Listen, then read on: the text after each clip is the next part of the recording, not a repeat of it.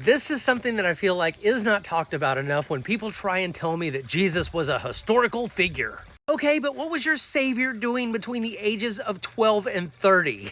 This seems like a very big plot hole in the story. It would be like if you were reading Harry Potter and he just got his acceptance letter to Hogwarts, but then they fast forward to his final battle with Voldemort. You'd be like, what just happened? What happened in the middle there? Isn't there more to the story? Not when it comes to your savior, apparently. I do have a theory, though. Maybe Jesus was gone all those years to magic camp.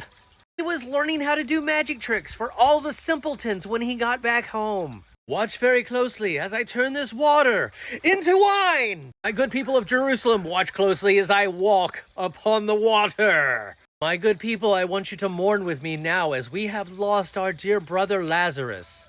Or have we?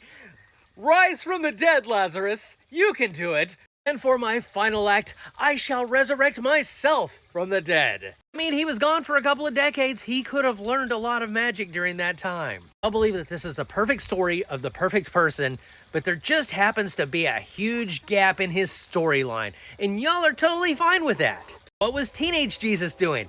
We don't know.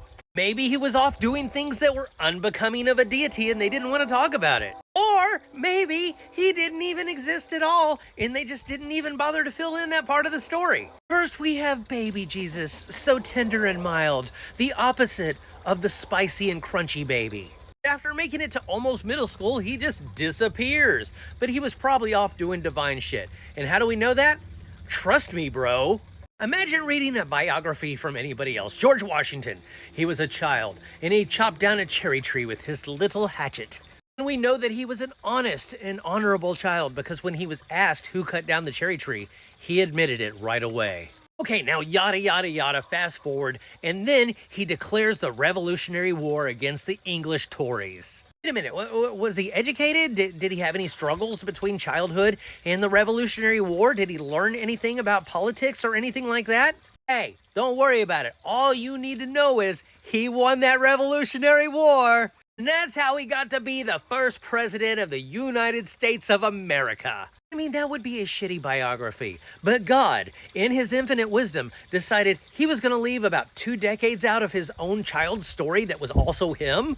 Maybe he was hanging out with Satan all those years and God just didn't want to talk about that because it didn't test well with the focus groups. Maybe the real miracle here wasn't so much the virgin birth as it was getting people to ignore a giant plot hole for 2,000 years.